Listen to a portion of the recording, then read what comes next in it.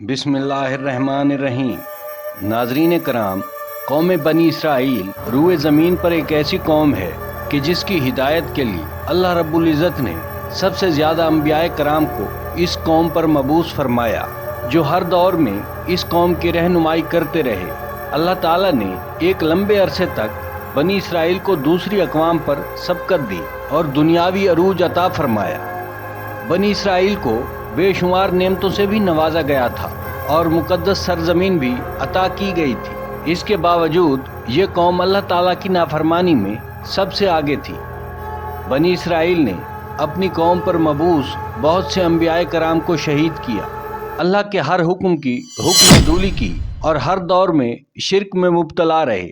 ये मुशरिक कौम जब अजाब में मुब्तला होती तो अल्लाह रब्बुल इज़्ज़त के पैगम्बरों और सालेहीन पर ईमान लाती और उनकी पैरवी शुरू कर देती, और जैसे ही उन पर से ये अजाब हटाया जाता तो ये कौम दोबारा हक से रूह गर्दानी कर जाती और वादा खिलाफी पर उतर आती थी। कुरान मजीद में बनी इसराइल की सरकशी और नाफरमानी के मुतालिक बहुत से वाक़यात का जिक्र है, जिनमें एक काबिल ज़िक्र वाक़या सामरी जादूगर का वाक़या है, जिसने बनी इसराइल को बहका कर एक बछड़े की पूजा करने पर लगा दिया था। रिवायात के मुताबिक सामरी का असल नाम मूसा इब्न जफर था। सामरी जिस साल पैदा हुआ था उस साल फिरौन ने पैदा होने वाले तमाम बच्चों को कत्ल करने का हुक्म जारी किया था। जब सामरी की मां ने यह हुक्म सुना तो उसे खतरा महसूस हुआ कि फिरौन के सिपाही उसके बच्चे को कत्ल कर देंगे, तो वो अपने बच्चे को जंगल में मौजूद एक गार में छोड़ आई। फिर अल्लाह ताला ने उस बच्चे की हिफाजत और खुराक के लिए हज़रत जिब्राईल अलैहिस्सलाम को ये जिम्मेदारी सौंप दी। लिहाजा हज़रत जिब्राईल अलैहिस्सलाम उस गार में आते और अपनी उंगली उस बच्चे के मुंह में दे देते, जिससे दूध और शहद निकलता था और ये बच्चा वही दूध पीकर अपना पेट भरता था। इसी तरह हज़रत जिब्राईल अलैहिस्सलाम ने उसे अपनी उंगली पिलाकर पाला और ये बच्चा उसी गार में पलकर बड़ा हो गया। नाज़रीन कराम, सामरी का असल नाम भी मूसा था और अल्लाह के जलीलुल कद्र नबी का नाम भी मूसा अलैहिस्सलाम था।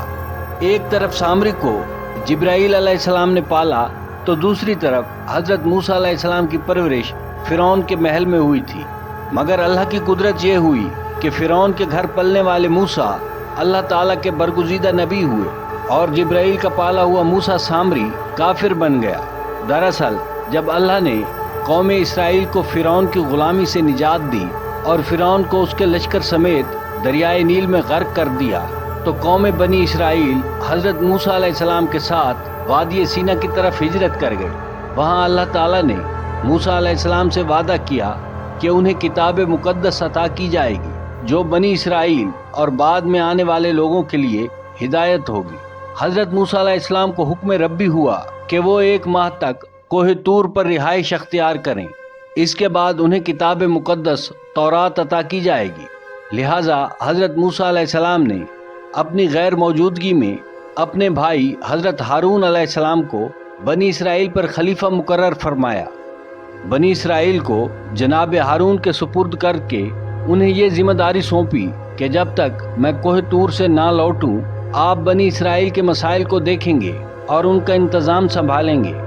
हज़रत मूसा अलैहिस्सलाम कोहे तूर पर चले गए, जहां आप 1 माह इबादत और रियाजत में मशगूल हो गए। इधर शैतान मरदूद को कौम यहूद को बहकाने का सुनहरा मौका मिल गया। लिहाजा सामरी ने बनी इसराइल को बहकाने का इरादा किया। सामरी बनी इसराइल के साथ मिस्र से हिजरत करके वादी सीना आया था। जब हज़रत मूसा अलैहिस्सलाम को कोहे तूर से वापस आने में ताख़ीर हुई और 1 माह से ज़्यादा का वक्त गुजरा, तो सामरी ने बनी इसराइल में ये अफवाह फैला दी कि हज़रत मूसा अलैहिस्सलाम की वफ़ात हो गई है। उसने बनी इसराइल से कहा कि ऐ कौम इसराइल, तुम अपने सोने और चांदी के ज़ेवरात मेरे पास रख दो ताकि आगे सफ़र में ये कीमती सामान खो न जाए। चूँकि सामरी बनी इसराइल में एक मुअज़्ज़ज़ शख्स माना जाता था, लिहाजा बनी इसराइल ने अपने सोने और चांदी के ज़ेवरात उसे दे दिए। इसके बाद सामरी ने आग जलाई और बनी इसराइल के तमाम ज़ेवरात को उस आग में डाल दिया। देखते ही देखते आग में सोना और चांदी पिघलने लगा और उस आग से उसी सोने और चांदी से बनी गाय के बछड़े की मूर्ति निकली। सामरी के पास उस जगह की मिट्टी थी जहां हजरत जिब्राइल अलैहिस्सलाम के घोड़े ने कदम रखा था, सामरी ने वो मट्टी बछड़े की मूर्ति में डाली तो वो गाय की तरह आवाज निकालने लगा। सामरी ने बनी इसराइल से खिताब करते हुए कहा कि मूसा तो कोहे तूर पर अपने रब की तलाश में गए थे, जबकि खुद खुदा हमारे पास तशरीफ ले आए हैं। सामरी ने बछड़े की तरफ इशारा करते हुए कहा, यही खुदा है। उसके इस गुमराह कुन खिताब से बनी इसराइल को बछड़े के खुदा होने पर यकीन आ गया। बनी इसराइल ने उस बछड़े की पूजा शुरू कर दी और उस बछड़े की मूर्ति को सजदा करने लगे। बनी इसराइल के 12,000 अफराद के अलावा तमाम कौम ने उस बछड़े की पूजा शुरू कर दी। उधर कोहे तूर पर मुसलसल 40 दिन की इबादत और रियाजत के बाद हजरत मूसा अलैहिस्सलाम को अल्लाह ताला की मुकद्दस किताब अता हुई, जो 10 मुकद्दस तख्तियों पर तहरीर की गई थी।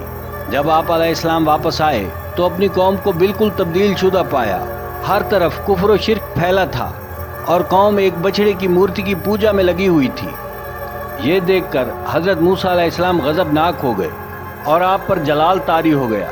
आपने अपने भाई हारून को दाढ़ी से पकड़कर घसीटना शुरू कर दिया और गुस्से में कहा, मैंने तुम्हें इस कौम की जिम्मेदारी सौंपी थी, फिर ये कौम मुशरिक कैसे हो गई? ये लोग बछड़े की पूजा क्यों कर रहे हैं? हजरत हारून अलैहिस्सलाम ने कहा, ऐ मेरे भाई, मुझ पर मलामत ना करो।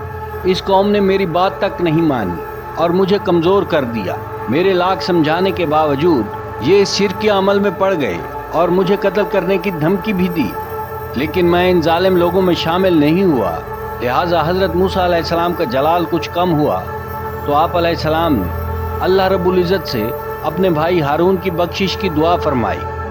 बनी इसराइल ने हजरत मूसा अलैहिस्सलाम को देखा तो वो बहुत शर्मिंदा हुए और अपने इस मुशरिकाना अमल पर नादिम हुए। मूसा अलैहिस्सलाम ने सामरी से पूछा कि तुमने इस कौम को एक बछड़े की पूजा पर क्यों लगा दिया?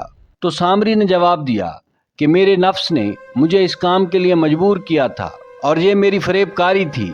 हजरत मूसा अलैहिस्सलाम ने उस बछड़े को बनी इसराइल के सामने जलाकर राख कर दिया और उसकी राख को समंदर में बहा दिया। नाज़रीन कराम, रिवायात में आया है कि हजरत मूसा अलैहिस्सलाम पर यह हुक्म नाजिल हुआ कि ए मूसा, तुम 80 आदमियों को मुंतखब करके कोहे तूर पर ले जाओ और ये लोग बछड़े की पूजा करने वालों की तरफ से अल्लाह से माफ़ी मांगे और ये दुआ करें कि बछड़े की पूजा करने वालों के गुनाह माफ़ हो जाएं।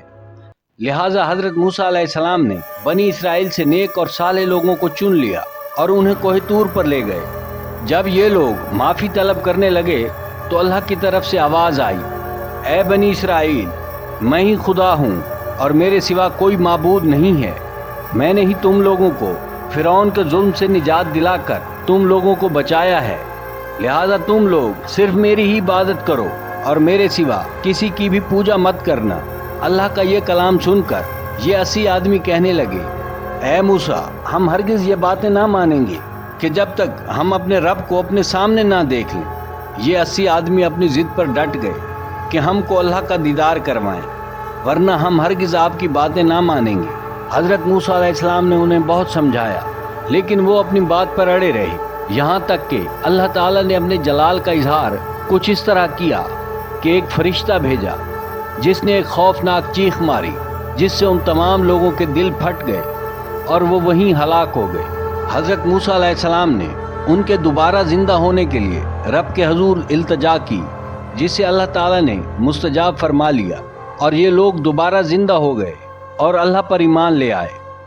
हज़रत मूसा अलैहिस्सलाम ने अल्लाह के हुक्म से सामरी को बनी इसराइल से बेदखल कर दिया और बनी इसराइल में किसी को भी ये इख्तियार नहीं दिया कि कोई उससे राब्ता रखे। नाज़रीन कराम, बाज़ मुफस्सिरीन ने लिखा कि सामरी का जुर्म साबित होने के बाद मूसा अलैहिस्सलाम ने बद्दुआ की और अल्लाह ताला ने उसे ऐसी बीमारी में मुब्तला किया कि जब तक वो जिंदा रहा कोई उसके करीब नहीं जाता था और इस तरह वो अजियत और ज़िल्लत की मौत मर गया। नाज़रीन कराम, आपको वीडियो कैसी लगी कमेंट में ज़रूर बताइएगा। चैनल को सब्सक्राइब ज़रूर कीजिएगा। वीडियो देखने का शुक्रिया।